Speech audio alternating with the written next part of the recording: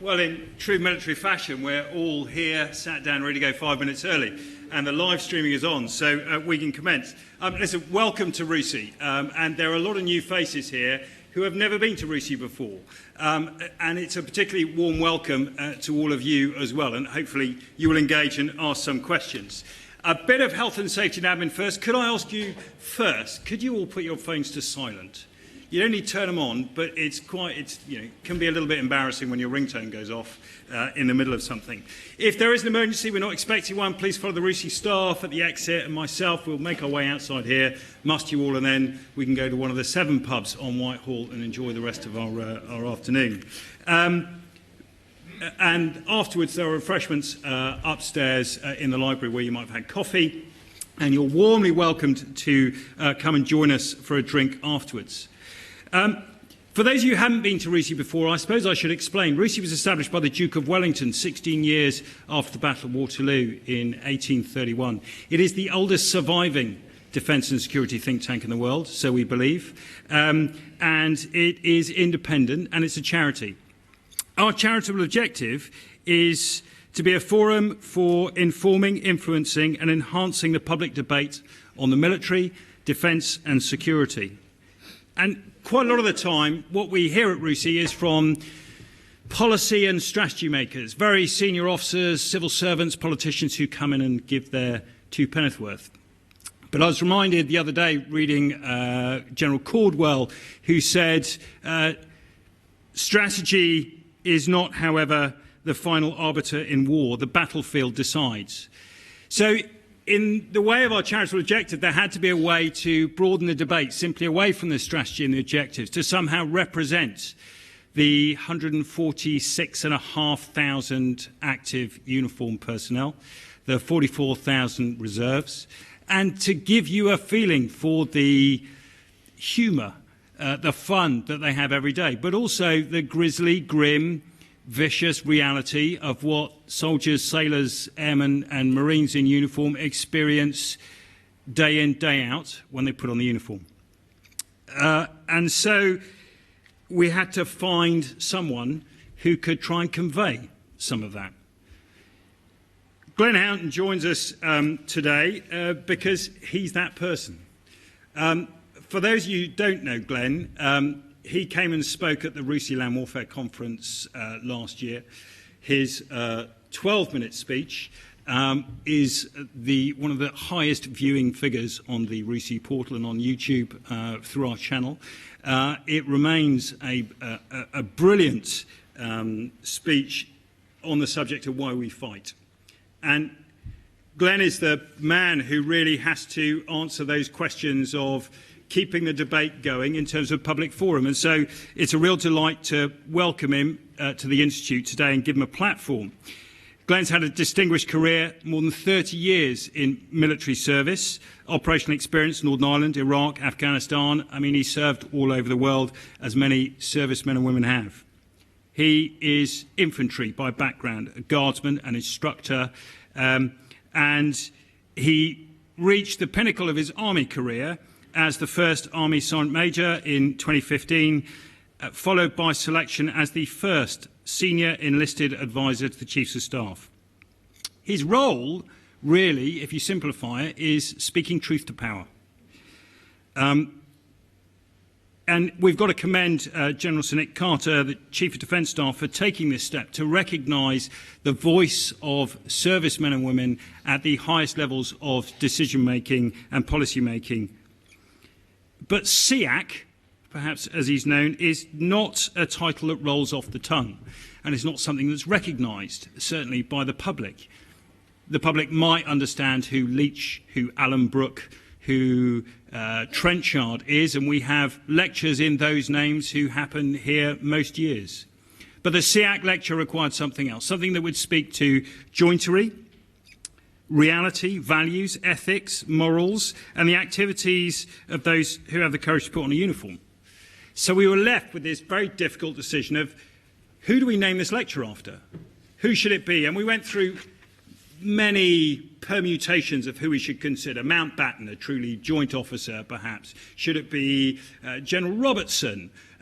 Should there be others? But J.C. Lord stood out. And for those who don't know who J.C. Lord is, he was a regimental sergeant major who fought with 3 Para in North Africa, Sicily, and Arnhem as part of Op Market Garden. After the war, he was the RSM at Sandhurst, became its first Academy Sergeant Major, and has a rather famous speech which he gave to cadets, which is still available online.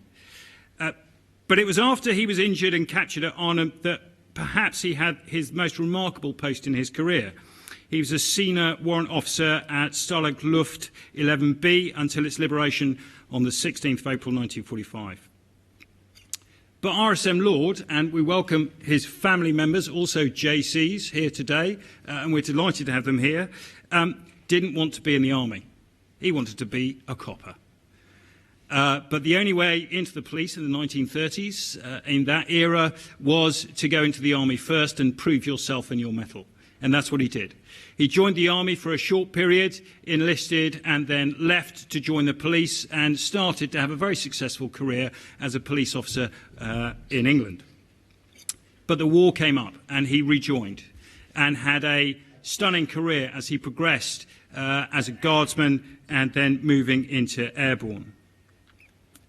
RSM Lord believed in the power of discipline to give a body of soldiers the strength of the will to fight and survive and win. But he teamed this with humanity. His biography is superb, and it tells that story in only a way that biographies can really identify, when it's made up with excerpts from individuals who served with him and alongside him. I just want to read you a short extract from that bio given by a soldier in North Africa. I was bleeding rather badly, so holding a field dressing to my chest, I decided to make my way down the gully. I rolled and staggered to the bottom of the hill, and after a pause to readjust the dressing and check direction, went on my way. My progress was a stoop, stagger and rest. Moving towards the headquarters, I had not been mobile for long when I was abruptly halted by a roar. "Corporal Sheriff, if you cannot walk in a soldierly manner, lie down." Naturally, I quickly obliged, and I saw RSM Lord standing over me. As he was carrying a Sten gun in his right hand, I thought he might shoot me. "What's your trouble, Corporal?" he asked. I replied that I had a chest wound, hoping vainly for some show of sympathy. John Lord glanced me up and down for a brief moment and then said, "You haven't shaved this morning, Corporal." "No, sir," I admitted. "I didn't have time, as the Germans attacked at dawn." There was a pause as JC growled that this was no excuse, but he then softened, suddenly stooped and made me comfortable and handed me a cigarette. He then went away to find a couple of men to carry me, and still affected by the confrontation, I was lying in a position of attention and smoking by numbers when he returned. As we waited, he spoke of the days gone by and of the men of the battalion who are now missing. J.C. Lord is perhaps best known for his activities in running a POW camp. After being captured at Arnhem, he and others from the 1st Parachute Brigade were transported as POWs to the camp at Fallingbostel. When he arrived, he found a camp of Allied soldiers, some of whom had been there since Dunkirk, who had largely given up on themselves. They lived in squalid misery and had defaulted to the lethargy to which captivity often leads. When prisoners died, they were transported out of the camp in an old cart normally used to transport swill. None of the POWs cared enough to try and do anything about this sad reflection of the hopeless situation they were in. Given the meagre rations and medical care, the lack of will to survive would undoubtedly have led most of them to eventually take the cart to an untidy and unmourned grave.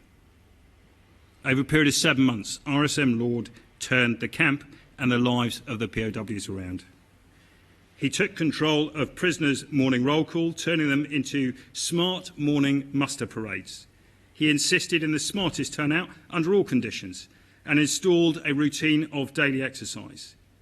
And he changed the burial routine into a formal ceremony of such discipline and precision that the German officers became embarrassed at their turnout of the guards who oversaw the burial party.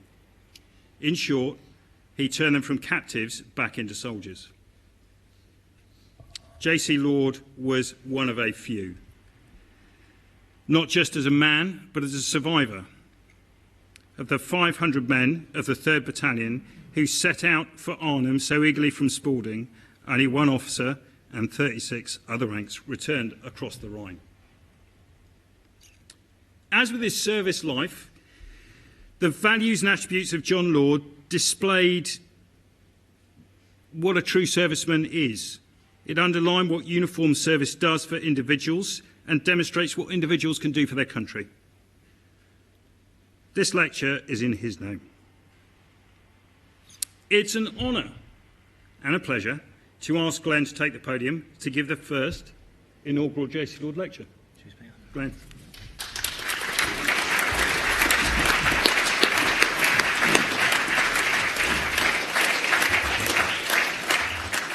Good afternoon, ladies and gentlemen. Great to see some familiar Twitter friends that I've never met before in the audience today. But genuinely great to see some old friends here today, so thank you for coming along. I feel extremely humbled to be stood here today as the first Senior Enlisted Advisor to the Chiefs of Staff Committee and the Senior Warrant Officer in Defence.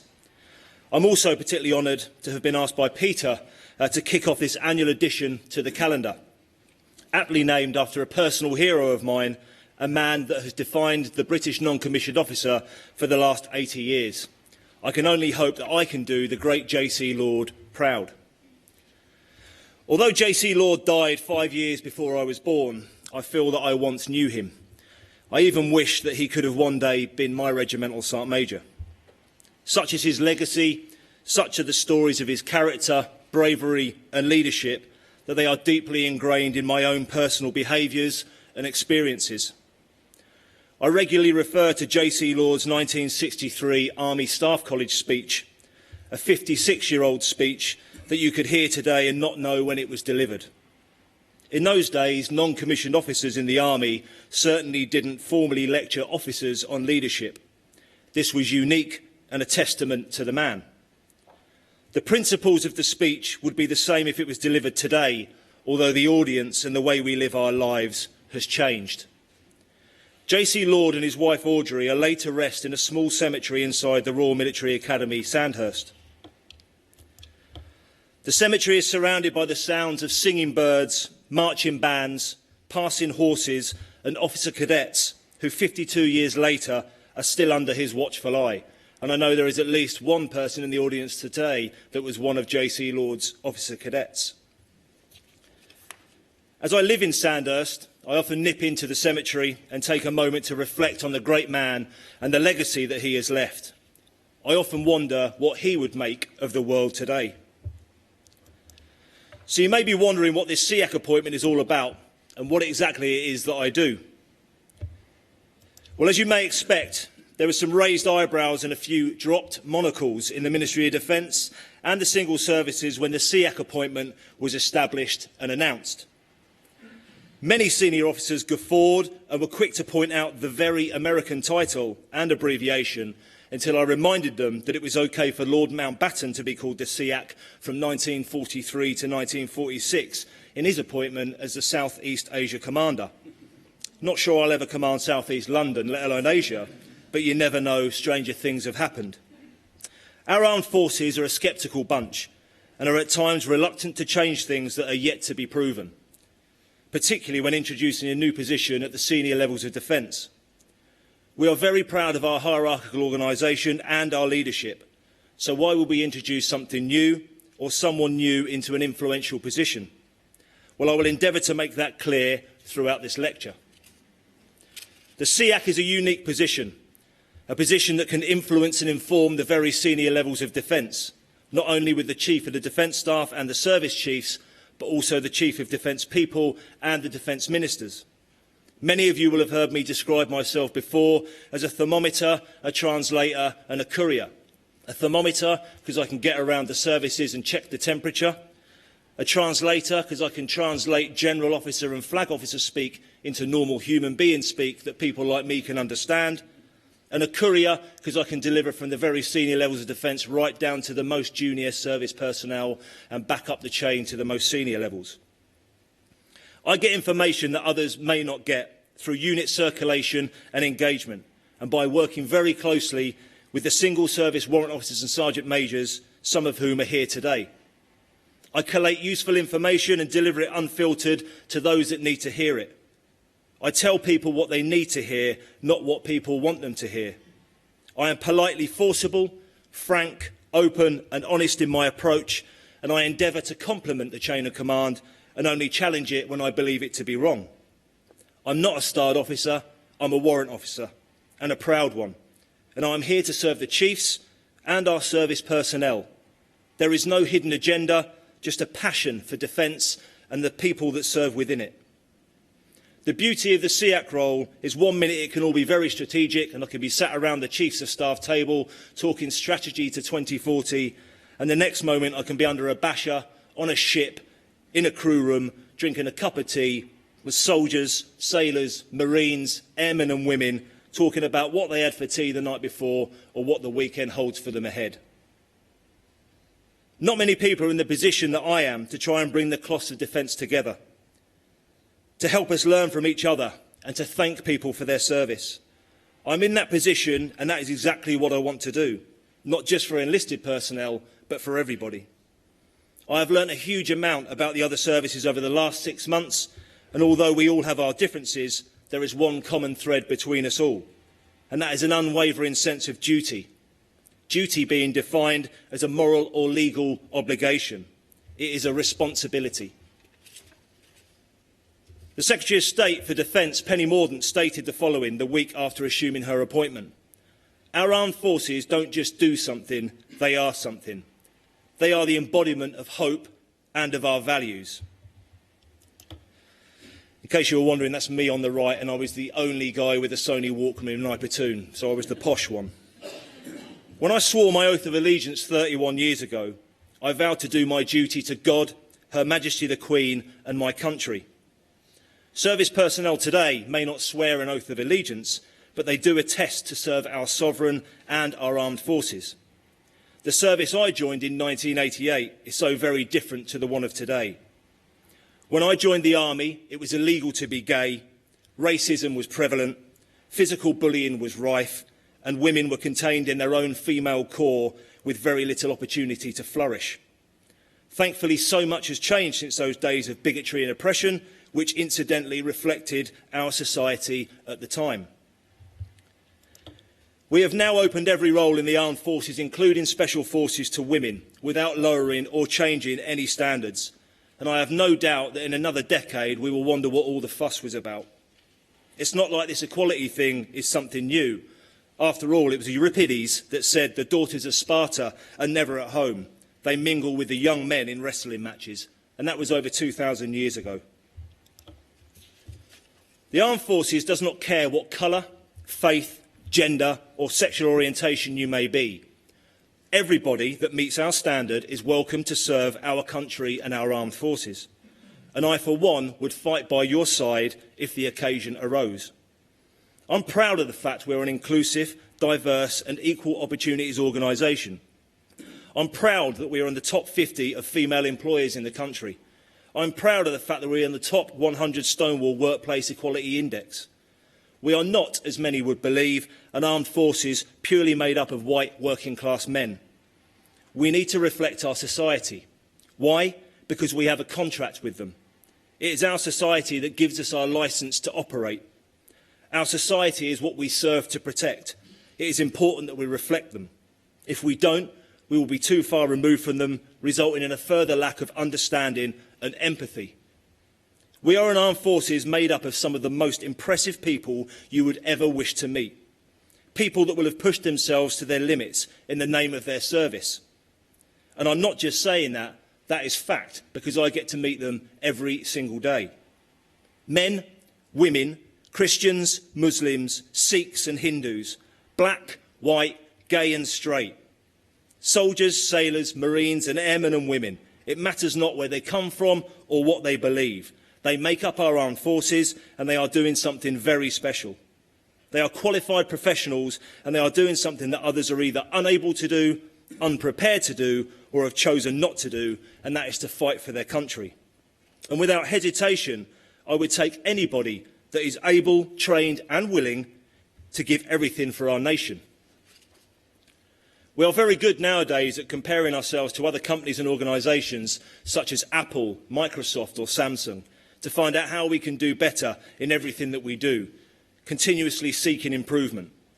But I don't always like comparisons because I know that when it boils down to it, nothing can compare to what we do. And that is because we, unlike any other organisation, are a profession of arms. General Patton once said, the highest obligation and privilege of citizenship is that of bearing arms for one's country. I am sure many are unaware that we have 6,000 service personnel on operations in 30 countries around the world, and that doesn't include the thousands that are training and mentoring in other countries. From Afghanistan to Iraq, Brunei to Belize, and Africa to America, it's highly unlikely that we will ever deploy without partner nations anymore. We are international by design. We continue to build important global relationships with our friends and allies. Every day, I am amazed by the strength, guile and tenacity of our service personnel. Driven, bright, educated, inquisitive, tough and dedicated people fill the ranks of our 200,000 strong armed forces. And that is why we must make sure that our human capability is always the most important part of defence. And this short video will hopefully show you why.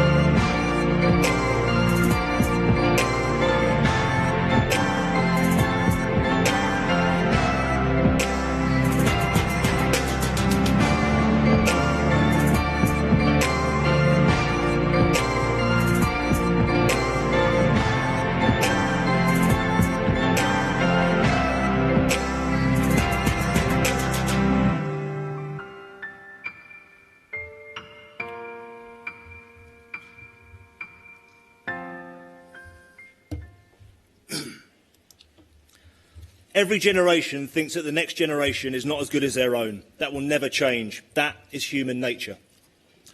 It was a philosopher, Socrates, that once said, the secret of change is to focus all of your energy not on fighting the old, but building the new. A 93-year-old Normandy veteran, Harry Reid, said the following during his up-and-coming preparations to jump from a Dakota on the 5th of June this year, 75 years to the day since he jumped into Normandy. Harry said, yesterday is not our best. Our best is tomorrow. Every type of person exists within every generation. Go-getters and slackers, altruists and self-serving egoists, artists and analysts, optimists and cynics. That will never change. Don't get me wrong, generational diversity is essential and we should continue to learn from each other. The deeply ingrained similarities of passion, commitment and motivation will always be there, but we need to recognise them in each other and realise that those commonalities in a military context will always be with us, regardless of age or generation. The author George Orwell once said, "Every generation imagines itself to be more intelligent than the one that went before it and wiser than the one that comes after it." Some seem to believe that the very latest military generation are weak, unfit, lacking drive, lacking discipline, lacking respect and are not as hard as they used to be because they don't climb trees, ride bikes, build dens and are Xbox playing snowflakes. Feel free to tell that young paratrooper that. I remember people saying the same to me when I joined the army and again criticising the standard of recruit that I was training some 20 years ago. It is an endless conversation and one with no evidence behind it. What people seem to forget is that this generation of supposed geeky, gaming, thoughtless, self-centred millennials are still deployed on operations around the globe, are operating by land, sea and air, and are protecting those that consistently groan about them from the safety of their armchair. The new generation are dealing with more complexities, greater technology and higher expectations. And taking all that into consideration, I can guarantee you that service personnel today are healthier, better educated, more inquisitive and have greater work and daily life pressures than our generations that preceded them. Winston Churchill once said, "A nation that forgets its past has no future." We must never forget the actions of our predecessors. We should all bear in mind that as we get older, there will be increasingly fewer people who have experience of the military or a family member or friend who serves. As we approach the 75th anniversary of D-Day, we should remember that remembrance is a leveller between generations. The soldiers, sailors, marines, airmen and women of today's armed forces are often reminded of the legacy that those who served before us, and quite rightly so. Britain has a very proud military history that has helped to shape our attitudes and reminds us of those that have fought for our freedom. There are few finer examples of courage, bravery and resilience of the generations that have gone before us. Warfare and character of conflict has changed over the years. New tactics and technology mean that we are unlikely to see an operation quite like that of D-Day again. I, like many others, have been on multiple tours of Iraq and Afghanistan. I know what it means to face an enemy and to put your life at risk. Throughout my time in the armed forces, I have recognised that even though the way in which we fight may have changed, the people that do the fighting have not. Today's armed forces continue to risk their lives on operations around the world, and they follow in the footsteps of a brave and patriotic war-fighting generation. And I am confident for decades to come, our armed forces will look back on D-Day and will continue to be inspired by the boldness, bravery and resilience and sacrifice that so many demonstrated in their actions 75 years ago. We recognise and honour all who have placed country above self, who have determined that the safety and security of others is more important than their own, and who have done their duty by taking their place in line, just as generations of military men and women have done before them. We celebrate the living, reflect solemnly on generations now fading, and recall others whose voices are forever silent, regardless of which generation you come from. Why do our armed forces do what they do? Why did they carry out such actions on D-Day 75 years ago, and why do they continue to serve on operations around the globe? We serve to defend the United Kingdom, and our purpose is to protect the British population, to prevent conflict and to be prepared to fight Britain's enemies. In other words, we are the people that stand between you and those that pose a threat to us. We are your only line of defence. We are lawfully employed to go to bad places and do bad things to bad people on your behalf. We will put ourselves in harm's way at the orders of the government to protect our people and our democratic freedom. There is a well-known saying, We sleep safely at night because rough men stand ready to visit violence on those who would harm us. Our service personnel want to be used and not kept away from the tasks, opportunities and excitement that they joined for. We want to be able to defend our nation, our values and our interests without fear of potential investigations in the years that follow. Every member of the armed forces knows that if they break the law, they will face prosecution. We are trained and trained well in rules of engagement and the law of armed conflict. We are trained to the nth degree, trained to deal with combat, disaster and humanitarian situations that others simply couldn't deal with. We constantly strive for professional excellence to be the best there is, always seeking continuous improvement, to always produce for the public, even though we are constantly scrutinised from the goldfish bowl that we live in. But sadly, sometimes service personnel have and will continue to get things wrong. Her Majesty's Armed Forces are expected to live by the values and standards of each of the services that they serve in. By and large, they do, and they do so with professionalism, dedication and pride. Historically, a very small number of the 200,000 serving personnel have made mistakes. Be them through poor judgment or a failure of leadership, they have got things wrong. Those that are found to be guilty of their actions are disciplined accordingly within the law. Honest mistakes are accepted, because if we don't make mistakes, then we cannot learn from them. But negligent mistakes should be punished in accordance with military or civil discipline. It matters profoundly to our armed forces that the next time they are deployed on complex military operations, they are provided with the support to enable them to take the sorts of risks that are necessary to prevail against the enemies that we are to defeat. Everything we do with the expectation that we have the support of our government and the country.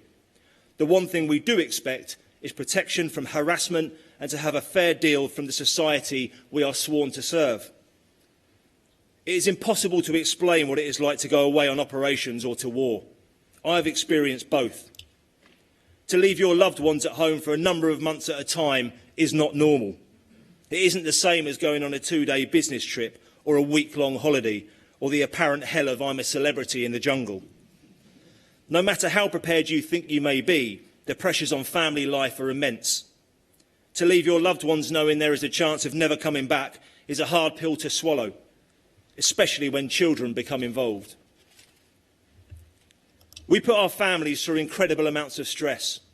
When we are deployed, they have to live the unknown. It is to a degree a simple existence for us, but we know where we are, what we are doing, and because we are with friends. It's not so easy for those at home who are unaware of their family members' whereabouts or what danger they may be in. It is made even harder in today's day and age to be on operations with no connectivity or the ability to communicate. That is hard to explain to those that are dear to us that live their lives through a device. It is also hard to explain why you are missing the birth of your child, the funeral of your parent, or another wedding anniversary.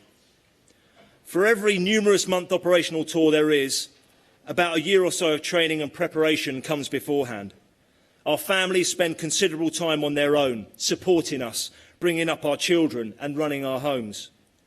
I'm sure others have worse examples than mine, but I wouldn't be lying when I tell you that I missed much of the first 10 years of my 21-year-old son's life. For us, at the other end, is a whole different ballgame. I have tried to describe the pressures and stress on family life. Trying to explain and describe the feeling of combat is almost impossible, and I could only give you a land perspective because I'm not much of a pilot and I'm yet to find my sea legs. The adrenaline, exhilaration, fear, aggression, determination and fighting spirit are indescribable. The camaraderie, brotherhood, dependence, reliance and desire to fight beside one another and for one another is incomparable. Theodore Roosevelt once said, "For those that fight for it, life has a flavour the sheltered shall never know." Many service personnel and veterans have been in the situations that I have just described, and each will have their own experiences and stories from the beaches of Normandy to the green zone of Helmand. And each will have a view on what it is like to potentially pay the ultimate sacrifice or to take another human being's life. Judgment, trust, cohesion, courage, honour, duty, loyalty sacrifice of self, and just plain guts are absolutely necessary. When the chips are down, it comes down solely to the willingness to fight and the readiness, if necessary, to die. And we must not lose sight of what motivates our people to fight. It was Jesus Christ that said, "Greater love has no one than this, that he lay down his life for his friends." We modern people, in our ignorance and experience of the real world, are now more hesitant to accept that things such as God, Queen and country are he's on show parade tonight, are worth dying for in the first place. But to die for your friends is a thought that resonates with all service personnel, because that is what they are prepared to do. Once they cross that line of departure, dive beneath the waves, sail across the sea, or take to the air on another sortie, they have no one else other than their friends beside them. That is why they do what they do. They do it for each other. Winston Churchill said, "I have nothing to offer but blood, toil, tears and sweat. You ask what is our policy? I say it is to wage war by land, sea and air." War will continue, and we find ourselves in a perpetual state of conflict. It stands as evidence of the spiritual darkness that still besets all of us, despite our potential for noble and valorous action. We should remember that the most glorious things human beings do are found next to some of the most obscene. Courage, valour and gallantry lie side by side with ruthlessness and savage sanguinary action. Regardless of what we feel about war itself, when we pause at a war memorial and read the text, "Greater love has no one than this," we have reason to feel something else. Gratitude. Gratitude to those who have served, those who continue to serve, and those that have died to protect us. The Chief of the Defence Staff would say that the armed forces have never been more popular but never less understood. This was proven in the 2017 public opinion poll, where 90% of the British public support the role of the UK armed forces. That doesn't necessarily mean that the 90% understand what the armed forces does. Over recent years, there has been a trend of society treating the armed forces as victims of a 15-year period of campaigning in Iraq and Afghanistan.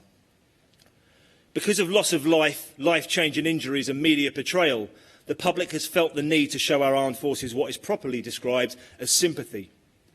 Although we are immensely grateful for any form of support, what we could really do with is a little bit of empathy. We don't want this to be an us and them. We value our great British public that we give our lives to defend. The sympathy you have shown for our veterans and those that have suffered life-changing injuries is commendable. But what we really need is some empathy and understanding. For those that are unsure, sympathy is showing pity, sorrow and remorse. It's a feeling of concern and care for an individual, accompanied by a wish to see them happier or better. Empathy is about understanding and showing your support. It's more aligned with compassion, shared human values, welfare, understanding, perspective and developing a connection. It's about encouragement, support and pride. We know you may never completely understand our way of life or what we do, but that empathy is important to us, and I can assure you will give us a common understanding. Without genuine understanding, there is the potential for creeping public indifference to the military. For our part, we need to consider how justifications for the armed forces' role and the use of military force align with popular perceptions of legitimacy and threat. For your part, you need to enable and contribute to a more open and honest public dialogue about who the armed forces are, what they do and how they fit into the collective vision of the UK's purpose, interests and responsibilities. How that relates to the public and their lives. Growing such understanding will also go some way towards helping our veterans. The great British public has a way of surging its sympathy and attention, and historically its enthusiasm and patience for it ebbs and flows dramatically. And in our modern, digital, strictly come dancing, X-Factor vote type world, that enthusiasm and patience is increasingly fleeting and fickle. Sadly, as soon as the guns fall quiet, the attention towards the armed forces starts to ebb. But the manifestation of the damage done by the guns tends to happen long after the guns have fallen quiet. We don't just want to be recognised and respected when we are fighting for our country. We would love it if we were recognised and respected 24/7, 365 days of the year, because that is when we and our families are doing what we are employed to do, defend you. Rudyard Kipling wrote the poem Tommy to reflect how the troops were treated during peacetime and war, and how the nation's view differed. Oh, it's Tommy this and Tommy that and Tommy go away, but it's thank you, Mr. Atkins, when the band begins to play. But Tommy Atkins is no fool. He doesn't need a periodic thank you, Mr. Atkins. He sees through that. He just needs a little bit of long-term empathy. So what does service life do to us, and what does it do for our veterans? It puts deep into your soul a sense of duty, a sense of pride and self-worth. It gives us the ability to fit into and work well in teams. It gives us a resilience of body and mind, a coping mechanism in the face of adversity, a sense of loyalty, a willingness to get on, grumbling cheerfully. That's what a service life does to us. It could be unhelpful for those serving, as well as our veteran community, that ex-service personnel are popularly portrayed as damaged. The fictional hero of the recently popular TV series, The Bodyguard, is a typical example. An example that would lead you to believe that all ex-service personnel are all scarred mentally and physically and struggling with adjustment. But the facts and figures suggest something rather different. The incidence of mental health issues in serving and ex-service personnel is well below that of the national average. Ironically, it's quite possibly because they have had to cope with some tricky situations and have developed alongside their mates coping mechanisms that have worked and that continue to serve them well. Service life teaches us mental agility and regulation strategies to enable us to make decisions quickly, approach scenarios from different angles and weigh up the options. Because of the violent and often unpleasant nature of our service job, and because of some of the situations service personnel can be exposed to, it may be that some people struggle more to come to terms with some of the things they have seen compared to others who may have had a less challenging life. Because of this, the need for help and support has a propensity to be more extreme or more urgent. And because service personnel tend to have a deep sense of pride, sometimes for the good, sometimes for the not so good, they tend to be slow to ask for help. And despite what I've just said, our statistics show us that there is no shortage of people who, having identified what we can offer, are swallowing that pride and coming forward to ask for help. Never has the subject of mental health been more prevalent. And as the Armed Forces Mental Health and Wellbeing Champion, I recognise that just like the rest of society, there is more to be done. This isn't just about mental health in service. We are recognising that mental health is about life experiences and the pressures of the world we live in. I'm certainly no expert in mental health, but I can speak from my own personal experience when I say that regardless of how big and tough and hard you think you may be, stress, anxiety and poor mental health can catch anybody off guard and change your life considerably. Mental health is a state of complete physical, mental and social well-being. It is about how we think, feel and behave. Many of us are likely to experience symptoms of poor mental health at some point in our lives.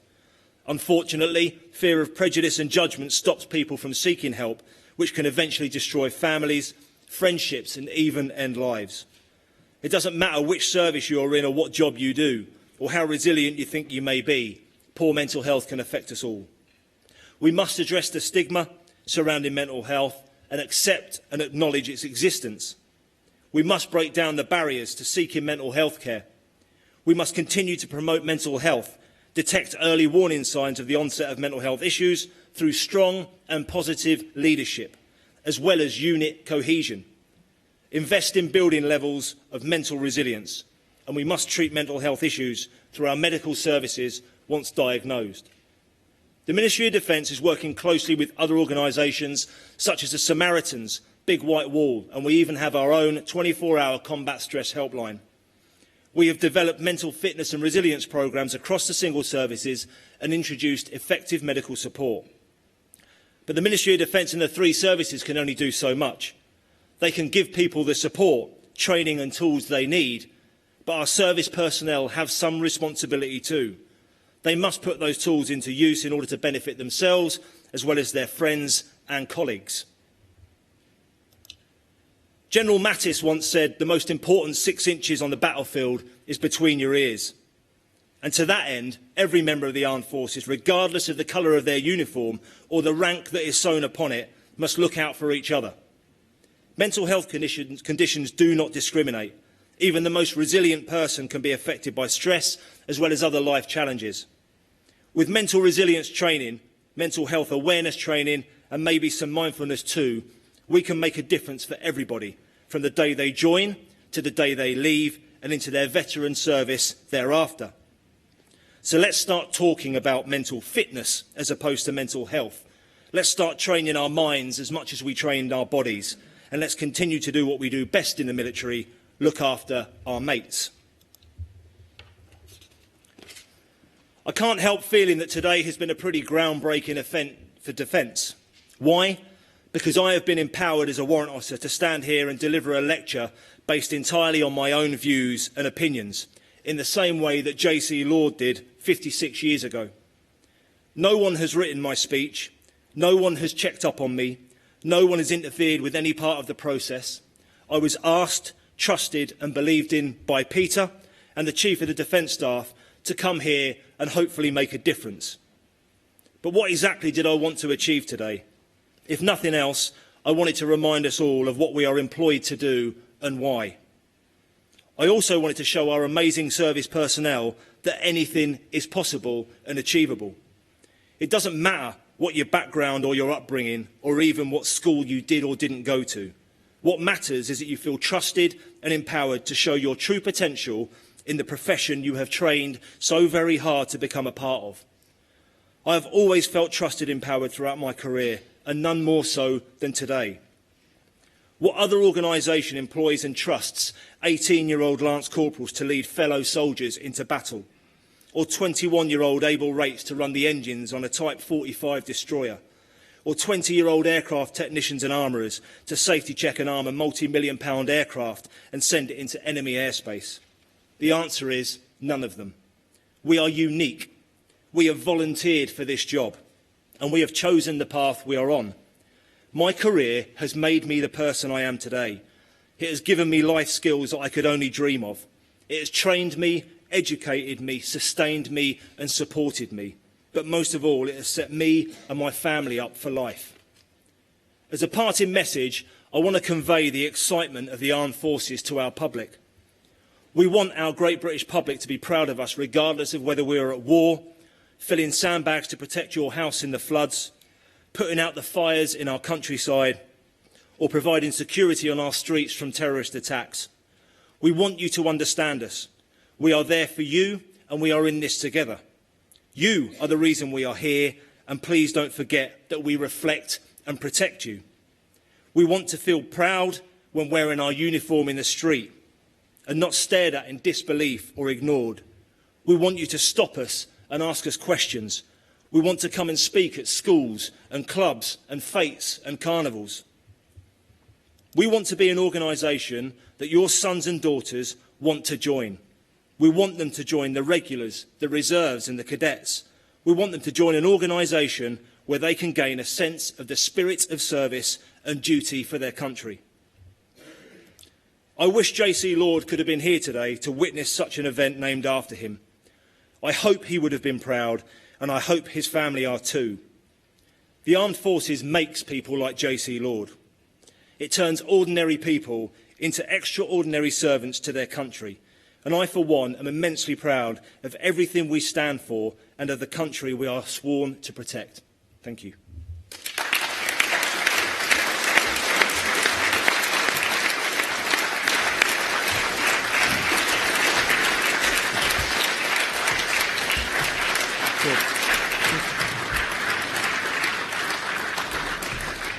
Ladies and gentlemen, we have a little bit of time for questions. So this part will be off the record.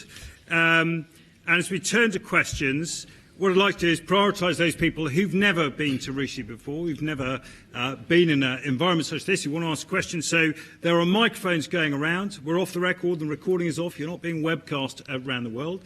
So if you do have a question, please raise your hand. Someone will bring you a microphone and we will get it to you. And when you do, please state your name and affiliation. The first one down here.